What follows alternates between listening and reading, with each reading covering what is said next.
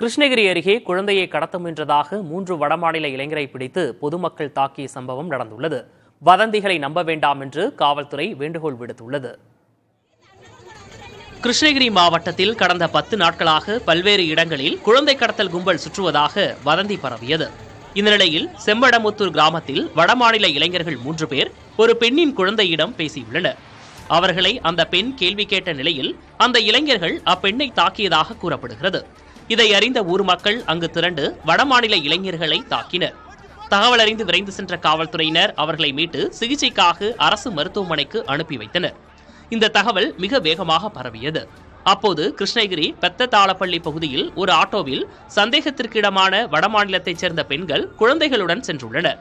இதை கண்ட பொதுமக்கள் அவர்களை குழந்தை கடத்தல் கும்பல் என கருதி மடக்கி பிடித்து ஆட்டோ கண்ணாடியை உடைத்து அவர்களை தாக்கினர்.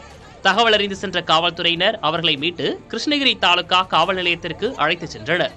தொடர்ந்து காவல் நிலையம் முன்பு திரண்ட பொதுமக்கள் காவல்துறையினர் பிடித்து வைத்துள்ள வடமாநிலத்தவர்களை வெளியே விட வேண்டும் என முற்றுகையிட்டு போராட்டம் நடத்தினர். சம்பவம் தொடர்பாக கிருஷ்ணகிரி காவல்துறையினர் வழக்கு பதிவு செய்து விசாரணை மேற்கொண்டு வருகின்றனர். போலி வதந்திகளை நம்பி பொதுமக்கள் தேவையில்லாமல் போய் நார்த் இந்தியன்ஸோ இல்லை அதர் ஸ்டேட்டை இதை அசால்ட் பண்ண தேவையில்லை.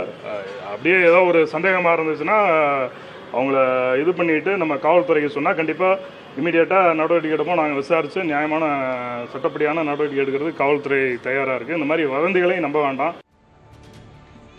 அண்மை காலமாக வடமாநிலத்தவர்கள் குழந்தைகளை கடத்துவதாக பல்வேறு மாவட்டங்களிலும் சித்தரிக்கப்பட்ட போலி வீடியோக்கள், செய்திகள் பரப்பப்படுவதால் காவல்துறையினர் விழிப்புணர்வு ஏற்படுத்தி வருகிறார்கள். புதிய தலைமுறைக்காக கிருஷ்ணகிரியிலிருந்து செய்தியாளர் பழனிவேல்.